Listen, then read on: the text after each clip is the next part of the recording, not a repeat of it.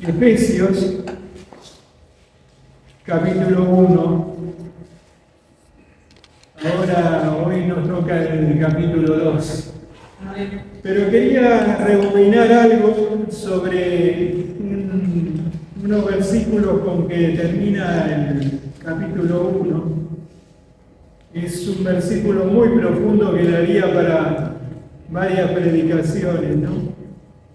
En 1:17, cuando el apóstol ora, dice: para que el Dios de nuestro Señor Jesucristo, el Padre de gloria, os dé espíritu de sabiduría y de revelación en el conocimiento de Él, alumbrando los ojos de vuestro entendimiento, para que sepáis cuál es la esperanza a que Él os ha llamado y cuáles las riquezas de la gloria de su herencia en los santos, y cuál la supereminente grandeza de su poder para con nosotros los que creemos, según la operación del poder de su fuerza, la cual operó en Cristo, resucitándole de los muertos y sentándole a su diestra en los lugares celestiales, sobre todo principado y autoridad y poder y señorío, y sobre todo nombre que se nombra no solo en este siglo, sino también en el venidero. Y sometió todas las cosas bajo sus pies, y lo dio por cabeza sobre todas las cosas a la Iglesia, la cual es su cuerpo, la plenitud de aquel que todo lo llena en todo. Quería remarcar, porque no me dio el tiempo el otro día para compartir, ¿no?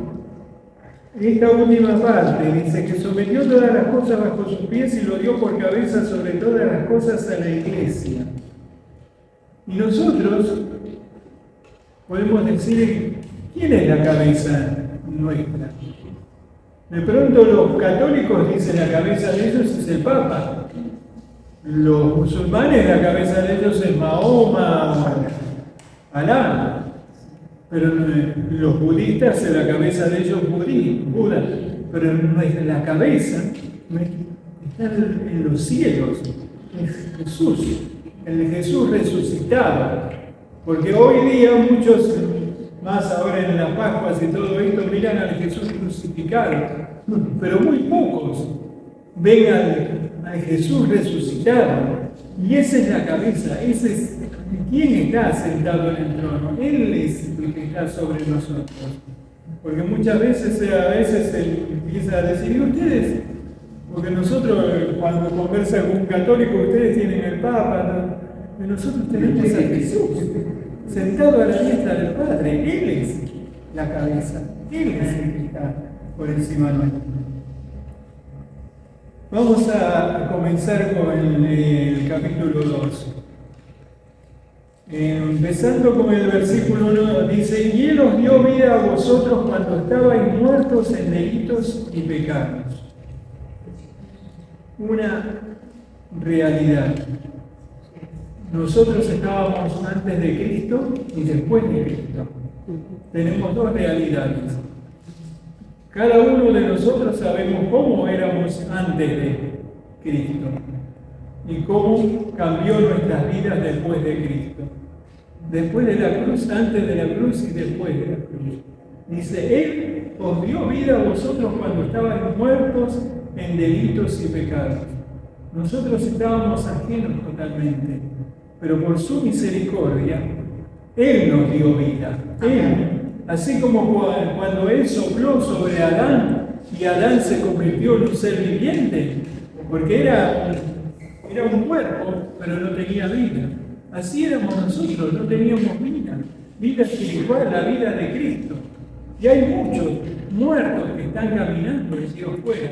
Son muertos que caminan, muertos espirituales que están caminando. Tremendo, pero nosotros hoy podemos estar acá por la misericordia de Dios.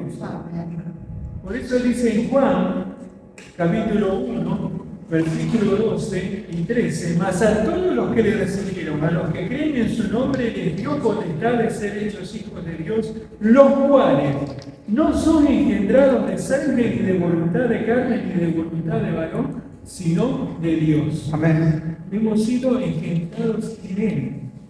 La otra vez estábamos mirando en Efesios que antes de la fundación del mundo Él ya nos tenía pensado. Estábamos en el corazón de Él. Y acá desarrolla aún más.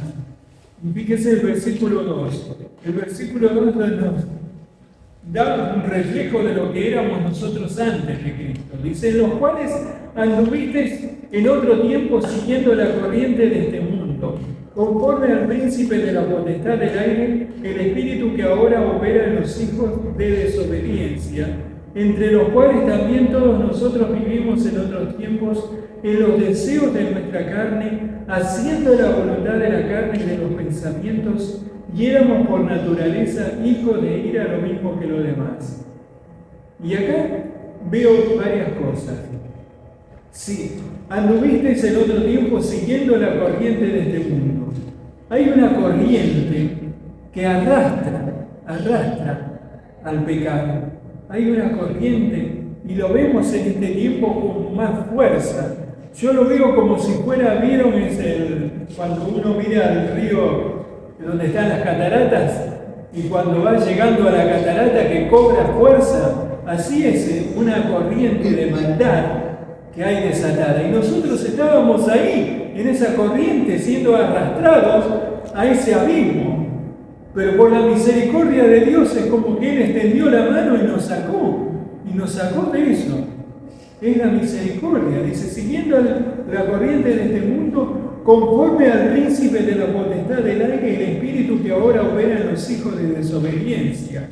Y ahí nos muestra quién está detrás de bambalinas, porque muchas veces uno mira el aumento de la violencia, el aumento de la promiscuidad sexual, el aumento de la maldad, y dice, pero uno a veces se pregunta y uno escucha a los periodistas, pero no, el mundo natural no sabe quién está detrás de bambalinas, fomentando, fogueando ese aumento de la maldad. Es el príncipe de las tinieblas que opera en los hijos de desobediencia. Él estaba detrás de eso. Por eso se están generando cada vez leyes más anti-Dios, leyes más en contra de Dios, de lo que Dios ha establecido. Uno pareciera que incluso dicen que se está modernizando, que así uno se está modernizando, aceptando los LGTB, aceptando de pronto el aborto. Todo eso es como que, yo lo he escuchado a periodistas muy de renombre diciendo como que uno se está modernizando, que los países que tienen esas leyes son países que están en la primera línea. Pero a todo al contrario, pero es como están ciegos por eso, dice, haciendo la voluntad de la carne y de los pensamientos, y éramos por naturaleza hijos de ira lo mismo que los demás. Y esta expresión, hijos de ira, es tremendo, porque va a llegar un día que esta maldad va a llegar al colmo y Dios va a decir un basta, Dice en Romanos, capítulo 1, versículo 18,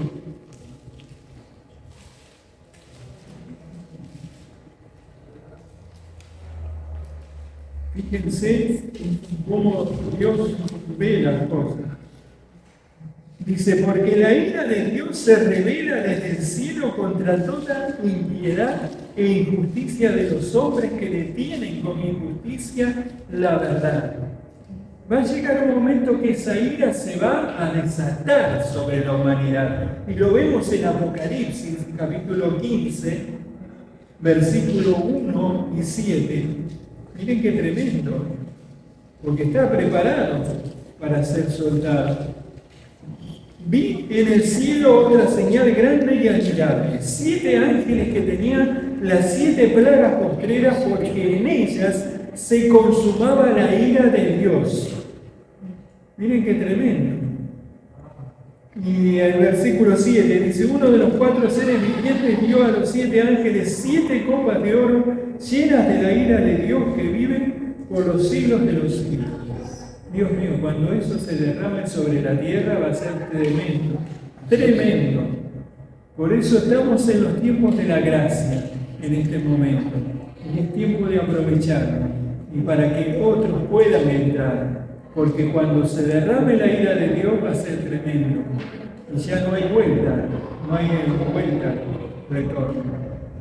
Por eso es importante. Y nosotros estábamos entre todo ese grupo, pero por la misericordia de Dios Él nos sacó. Y fíjense lo que dice en Gálatas 5, 19 al 21. Dice: manifiestas son las obras de la carne, que son adulterio, fornicación, inmundicia, lascivia, idolatría, hechicerías, enemistades, pleitos, celos, iras, contiendas, disensiones, herejías, envidias, homicidios, borracheras, orgías y cosas semejantes a estas, acerca de los cuales os amonesto, como ya os lo he dicho antes, que los que practican tales cosas no heredarán el reino de Dios. Fíjense, los 4 primeros pecados que mencionas tienen que ver con la parte sexual, porque es lo que más el enemigo, el diablo, ha degradado de la humanidad, la parte sexual. Pero fíjense, si nosotros leemos esta lista, nosotros antes de Cristo no estábamos, en alguno de estos estábamos metidos envueltos. Pero fíjense el versículo 4 es una bisagra, pero dice: pero Dios, que es rico en misericordia por su gran amor con que nos amó, aun estando muertos en pecados, nos dio vida juntamente con Cristo. Por gracia sois salvos, y juntamente con Él nos resucitó y asimismo nos hizo sentar en lugares celestiales con Cristo Jesús. Fíjense qué tremendo. Pero esa palabrita, pero Dios, esa palabrita cambia todo. Cambia ese panorama tan negro que nosotros vivíamos. Dice: pero Dios interviene, Dios entra en escena, la misericordia de Dios entra en escena y nos saca de esa corriente de inmundicia, de basura en que estábamos revueltos. Porque nosotros no podíamos, estábamos arrastrados. Es como esa corriente que te va arrastrando y no podés liberarte.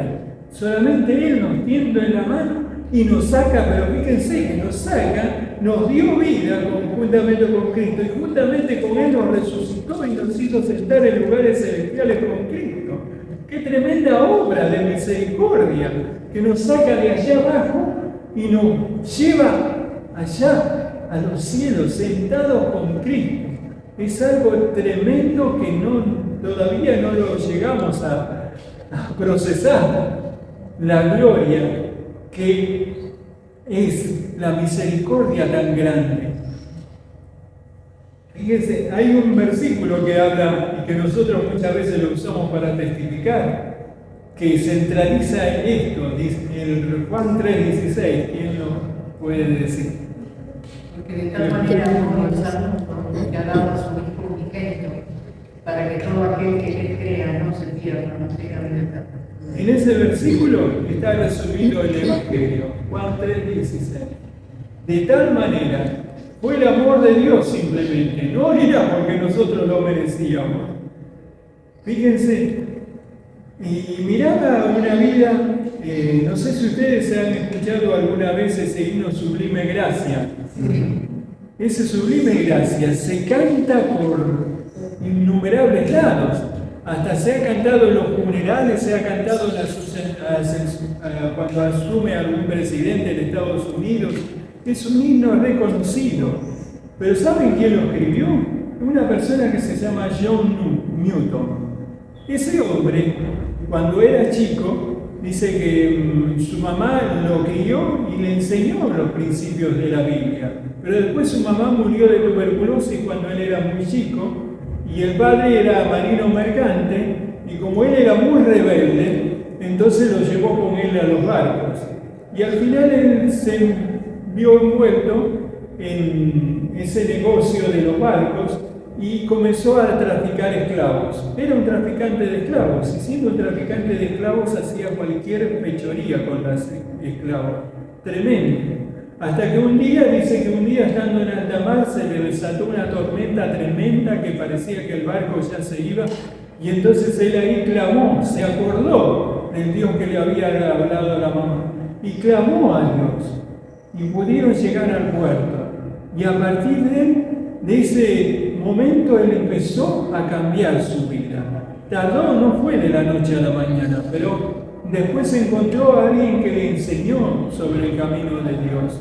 Y entonces él dejó todo el tráfico de esclavos y se dedicó a estudiar la palabra de Dios, y al final fue a un instituto y lo ordenaron como pastor. Y siendo pastor él escribía, porque él tenía ese don de escribir poesías y de escribir canciones. Y escribió y le salió este himno: sublime gracia del Señor, que aún perdido, acá está. Dice: sublime gracia del Señor, que aún infeliz salvó. Fui ciego, mas miro yo, perdido, y Él me halló. Su gracia me enseñó a temer, mis dudas ahuyentó. Oh, cuán precioso fue a mi ser cuando Él me transformó. De mi maldad me libertó, mi Salvador me rescató. Y como el mar fluye su amor, sublime gracia y amor. Es tremendo. Y es un himno que se canta por todos los lados, incluso personas que no son cristianas lo cantan, lo han cantado, cantantes. Pero es tremendo, pero es una verdad de alguien que conoció la gracia y la misericordia de Dios. Es tremendo. Y cada uno de nosotros tenemos un testimonio para contar de la misericordia de Dios. Y otra, miraba un comentario que dice, en otras palabras, todo lo que ocurrió con Cristo ocurre con aquellos que están en Cristo, o que están adentro de Él, refiriéndose a que juntamente con Él nos resucitó. Porque en Romanos 6, esto es algo muy profundo, que con nuestra mente natural no lo podemos procesar, pero el Señor lo va revelando a medida que nosotros vamos caminando. Romanos 6, versículo 5 al 11. Porque si fuimos plantados juntamente con Él en la semejanza de su muerte, así también lo seremos en la de su resurrección. Sabiendo esto, que nuestro viejo hombre fue crucificado juntamente con Él, para que el cuerpo del pecado sea destruido, a fin de que no sirvamos más al pecado. Porque el que ha muerto ha sido justificado del pecado. Y si morimos con Cristo, creemos que también viviremos con Él, sabiendo que Cristo, habiendo resucitado de los muertos, ya no muere. La muerte no se enseñorea más de Él. Porque en cuanto murió el pecado, murió una vez por todas, mas en cuanto vive para Dios, vive. Así también vosotros, consideraos muertos al pecado, pero vivo para Dios en Cristo Jesús, Señor nuestro. Esa es una realidad que tiene que ser en nuestras vidas, muertos al pecado. El pecado no va a tener atracción, porque si no el pecado tiene un poder de atracción, pero por la obra de la cruz es crucificado. En Gálatas 2:20 dice, como el apóstol decía, con Cristo estoy juntamente crucificado, y ya no vivo yo, mas vive Cristo en mí. Y lo que ahora vivo en la carne, lo vivo en la fe del Hijo de Dios que me amó y se entregó a sí mismo por mí. El apóstol la tenía re clara sobre eso. Él sabía lo que era antes de Cristo, pero por la misericordia de Dios. Y acá dice, nos dio vida con Cristo, por gracia sois salvos. La gracia es un don merecido, inmerecido, algo que nosotros no merecemos y que nos dan. Es un regalo, pero un regalo inmerecido, porque nosotros merecíamos el infierno. Me acuerdo, una vez contaba un relato de un pastor muy conocido que dice que uno de sus miembros tenía una fábrica de tejidos y entonces lo llevó una vez a conocer la fábrica al pastor, este hermano, ¿no? Y entonces, después que terminaron de mostrarle las máquinas y todo, entonces le regala un pullover. Y entonces el pastor le dice, muchas gracias. Le dice, nada, usted se las merece. Y entonces el pastor le dice, yo merezco el infierno. Y el hermano eso se quedó helado.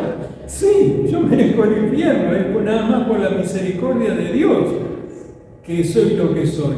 Y si algo hemos nosotros alcanzado en Dios, es la misericordia de Dios. Volvemos a lo que estábamos mirando sobre esto, justamente con Cristo nos resucitó. Dice, en otras palabras, todo lo que ocurrió con Cristo ocurre con aquellos que están en Cristo o están dentro de Él. Cuando volvió a la vida por el poder de Dios, nosotros recibimos la vida en Él. Cuando Él fue resucitado o levantado de los muertos, nosotros estuvimos allí y también resucitamos con Él. Cuando Cristo ascendió a los cielos y se sentó al lado de Dios, su Padre, nosotros fuimos ascendidos con Él y también estamos sentados con Él. ¿Qué significa en la práctica? Estar sentados en lugares celestiales. Porque si aún estamos sobre la tierra, con todas nuestras limitaciones y debilidades, al estar en Cristo, dentro de Él, es en el Espíritu.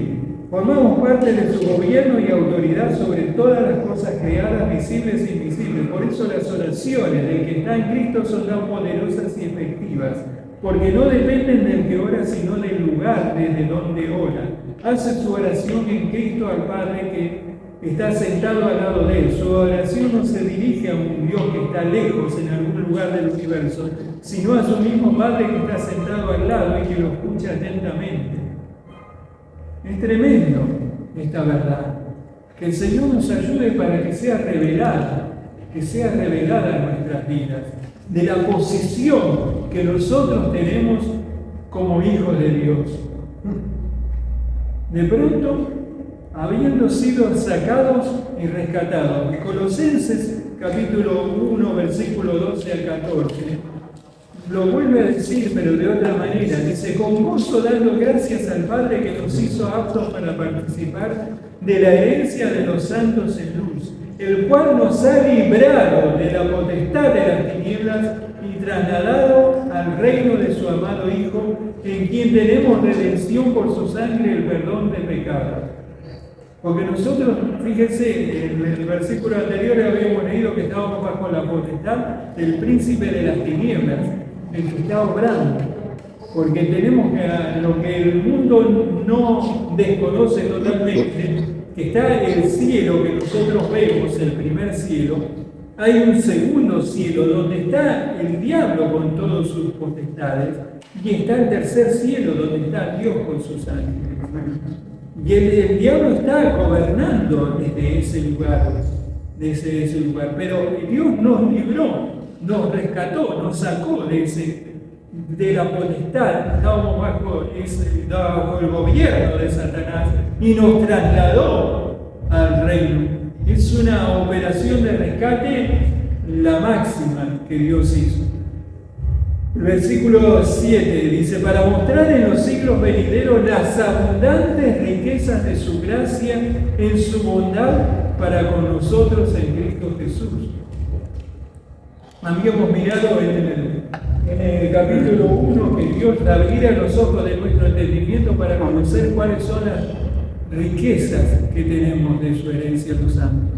Muchas veces uno piensa riquezas en términos de dinero, de posesiones, pero no, las riquezas de Dios son algo totalmente diferente. Él la mostró esas riquezas de su gracia, las riquezas de su gracia. Y fíjese en el versículo, en Romanos 2:24 nos muestra un poco más de en qué consiste esa riqueza.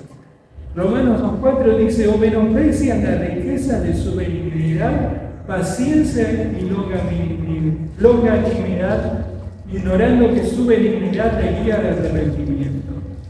Eso está hablando con aquellos que se endurecen el corazón, porque Dios está llamando, está golpeando. Entonces le dice, menosprecia la riqueza de su benignidad. Cuando Dios muestra su benignidad, benignidad significa amor compasivo. Un amor compasivo que Él tiene por nosotros. Y cuando Él rechaza, está diciendo, estás menospreciando esa riqueza que yo te estoy dando, la riqueza de mi amor. Y en Romanos 11:33, el apóstol Pablo en un momento dice, oh profundidad de las riquezas de la sabiduría y de la ciencia de Dios, cuán insondables son sus juicios e inescrutables sus caminos.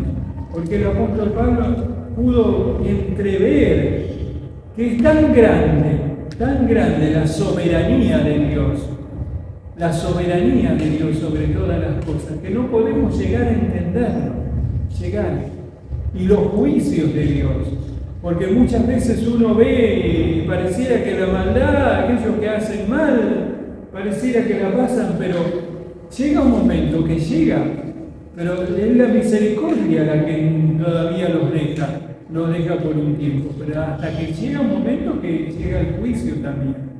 Por eso es importante, ahora estamos en el tiempo de la gracia. Este es el tiempo de la gracia de Dios. Aprovechar para que puedan entrar los que más que tengan que entrar. Y vuelve a decir en el versículo 8, porque por gracia sois salvos por medio de la fe, y esto no de vosotros, pues es don de Dios, no por obras para que nadie se gloríe. Porque nosotros no merecíamos, nosotros no hicimos una cantidad de obras, como de pronto la Iglesia Católica establece que haga tantas penitencias, diga tantos Padres Nuestros. No, es pura gracia. Eso fue lo que le fue alumbrado a Lutero en ese versículo, que por gracia sois salvos por medio de la fe. Y eso cambió el rumbo y hizo un quiebre en la Iglesia Católica. Y a partir de ahí comenzó la reforma. Y hoy día nosotros gracias a eso, a esa revelación de la gracia de Dios, porque en ese momento estaban las indulgencias que uno tenía que pagar para pagar sus pecados. Era una doctrina que había elaborado para poder cubrir sus pecados. Pero cuando recibe la revelación de la gracia de Dios, Lutero, ahí se abrió, pero abrió el camino. Dios abrió el camino por medio de esa revelación para que pudiéramos entrar y entramos en la gracia. Y fíjense, el apóstol Pablo reconocía en 1 Corintios 15:10, dice, pero por la gracia de Dios soy lo que soy, y su gracia no ha sido en vano para conmigo, antes he trabajado más que todos ellos, pero no yo, sino la gracia de Dios conmigo. Fíjense, porque él no se la creía, porque él había llegado a un punto, él había predicado mucho más que los otros apóstoles y todo eso, pero él se mantuvo, él aprendió a mantenerse humilde. Dice, no yo, sino la gracia de Dios. Es la gracia de Dios. Y así es, hermanos. Si algún día Dios nos usa o Dios hace algo por medio de nuestras vidas, que reconozcamos que es la gracia de Dios, no es nosotros. Y fíjense, cuando Jesús comisiona a sus discípulos, les dice, yendo en Mateo 10, 7 y 8, dice, yendo predicar diciendo, el reino de los cielos se ha acercado, sanar enfermos, limpiar leprosos, resucitar muertos, echar fuera demonios, de gracia recibisteis, dad de gracia. Nosotros recibimos una gracia y es para poder compartir, para poder dar a otros. Que el Señor nos ayude, porque está un poder acá adentro que es para ser compartido. De gracia recibiste, da de gracia. Y fíjense el verso 10, dice, porque somos hechura suya, creados en Cristo Jesús para buenas obras, las cuales Dios preparó de antemano para que anduviésemos en ellas. Tremendo, la soberanía de Dios, Dios preparando de antemano. Y creados en Cristo Jesús para buenas obras. Pareciera que fuera una contradicción, porque en el versículo anterior dice que no somos, no por obras para que no somos salvos por obras para que nadie se gloríe, pero dice después en el versículo siguiente, somos hechura suya, creados en Cristo Jesús para buenas obras, las cuales Dios. Lo que se está refiriendo a las obras, queriendo con nuestras obras justificar o comprar el favor de Dios. Esas no sirven para nada. Pero cuando nosotros hemos sido comprados, nosotros esta verdad es revelada, de pronto nosotros va a haber un fruto, tiene que haber un fruto, y ese fruto son las buenas obras, y buenas obras que Dios preparó para que nosotros anduviésemos. Lo que nosotros tenemos que decir cada día: Señor, ¿cuál es lo que tú quieres que haga en este día? ¿Cuál es la obra que tú tienes preparada para nosotros, para mí? Porque cada uno de nosotros tiene un trabajo para hacer. En Tito, capítulo 2, 13-14, dice: aguardando la esperanza bienaventurada y la manifestación gloriosa de nuestro gran Dios y Salvador Jesucristo, quien se dio a sí mismo por nosotros para redimirnos de toda iniquidad y purificar para sí un pueblo propio, celoso de buenas obras. Eso es lo que somos, celosos por hacer buenas obras, por demostrar esos frutos. Y cuando, antes de que Jesús partiera de esta tierra, en Juan, cuando les habla del Espíritu Santo, en Juan capítulo 14, versículos 12 en adelante, dice: de cierto os digo, el que en mí cree, las obras que yo hago, él las hará también, y aún mayores hará, porque yo voy al Padre. Y todo lo que pidiereis al Padre en mi nombre, lo haré para que el Padre sea glorificado en el Hijo. Si algo pidiereis en mi nombre, lo haré. Tenemos realmente una provisión tremenda, es echar mano para poder hacer esas obras. Y fíjense cuáles obras son. Estaba mirando eso y el Señor me mostraba eso. Cuando Jesús entró en la sinagoga de Nazaret y a él se le dio el rollo para leer, en el Lucas capítulo 4, versículo 18 en adelante, dice: el Espíritu del Señor está sobre mí, por cuanto me ha ungido para dar buenas nuevas a los pobres, me ha enviado a sanar a los quebrantados de corazón, a pregonar libertad a los cautivos y vista a los ciegos, a poner en libertad a los oprimidos, a predicar el año agradable del Señor. Y ahora nosotros, la comisión continúa. A nosotros lo que tenemos que buscar es esa unción de Dios, porque el poder está disponible para que nosotros lo ejerzamos.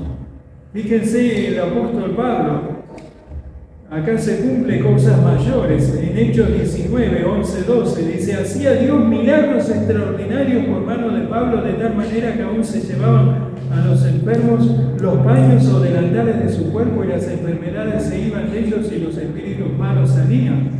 En el caso de Pedro, cuando pasaba Pedro, la sombra de ellos sanaba. Tremendo. Y ese poder no terminó con ellos. Está disponible para nosotros. Busquemos esa unción y ese poder para poder hacer esas obras, esos frutos que el Señor está esperando y que el mundo está esperando la manifestación de los hijos de Dios. Luego sigue el versículo 11, dice: por tanto, acordaos que en otro tiempo vosotros, los gentiles, en cuanto a la carne, erais llamados incircuncisión por la llamada circuncisión hecha con mano en la carne.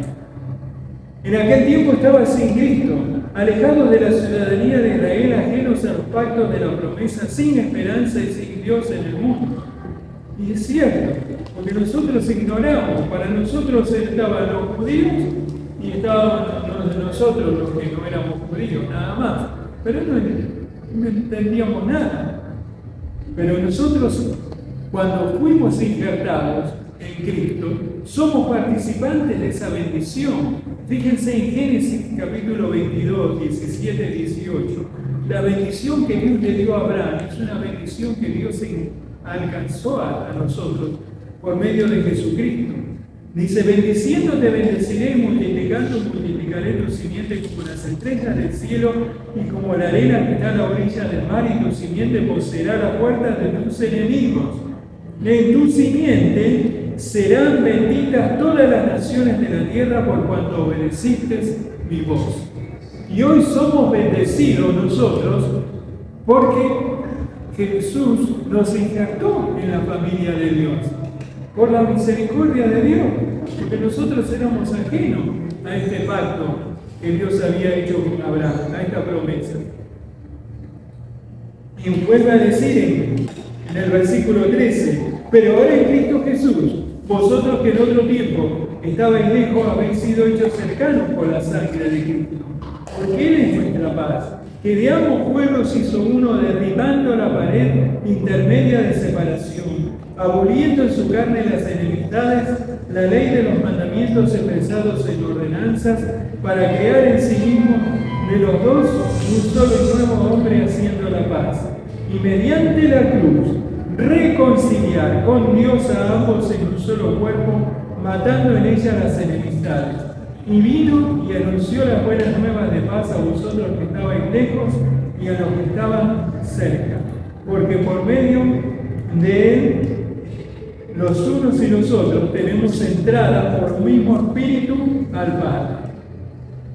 Fíjense, Dios no, por medio del Espíritu, el Espíritu Santo es la llave para que nosotros podamos entrar al Padre.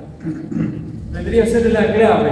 ¿Vieron cuando uno quiere entrar en celulares que tienen hay que poner una contraseña o en una computadora?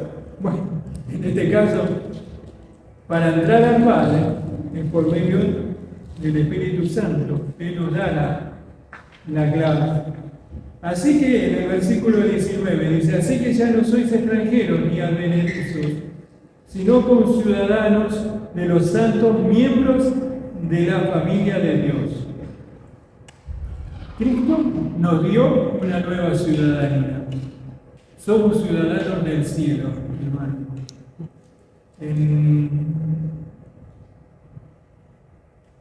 Creo que en Colosenses dicen, nuestra ciudadanía está en los cielos, de donde esperamos al Señor Jesucristo. Tenemos que tener esa conciencia.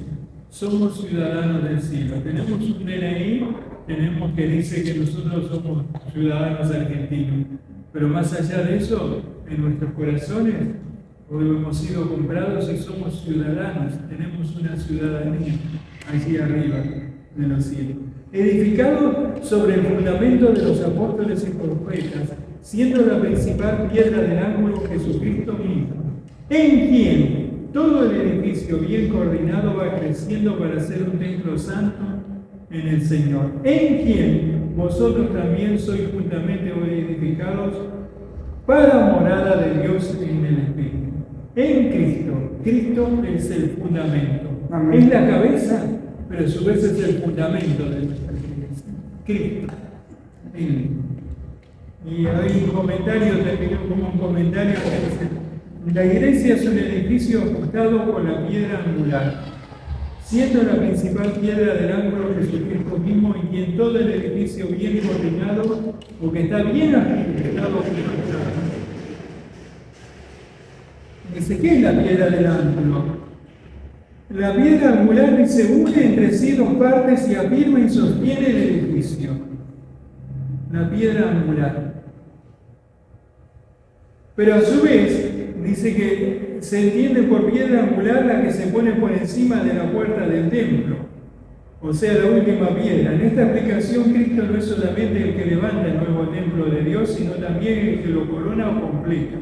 De esta manera, Cristo quitó la pared intermedia de separación, colocando desde él como piedra angular para trabar y unir dos paredes, judíos y gentiles, para construir su templo. Porque claro, había una división entre judíos y gentiles. Pero Cristo en su cuerpo terminó con eso.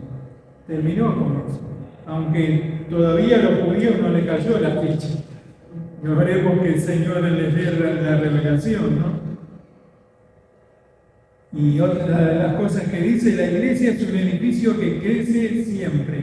Va creciendo para ser un templo santo en el Señor. La palabra creciendo también puede traducirse como que la iglesia va desarrollándose, multiplicándose, llenándose o cobrando mayor importancia, Como cuando uno contempla un edificio en construcción y ve las paredes que se levantan unidas en una piedra de ángulo, bien firmes, aplomadas y bien ensambladas unas a la otra. Cuando la construcción esté terminada, la piedra del ángulo que está en la base también estará en la cúspide del edificio uniéndolo todo. Por eso Cristo es el alfa y la omega, el principio y el fin de la construcción. En ese día todos nos convertiremos en un templo santo para morada de Dios en el Espíritu. El templo de Dios aún no está terminado porque aún no se ha firmado la terminación de la obra, porque Dios sigue añadiendo piedras vivas, es decir, nuevos miembros a su familia. Claro, Pedro dice que somos piedras vivas para ser edificadas, piedras vivas. Es algo glorioso, tremendo. Que el Señor nos ayude a que esta revelación pueda ser vida a nuestras vidas y que podamos ser también un instrumento para llevar esas obras de Dios, las obras que Él nos ha encargado para poder manifestar. Padre, te damos gracias por tu palabra.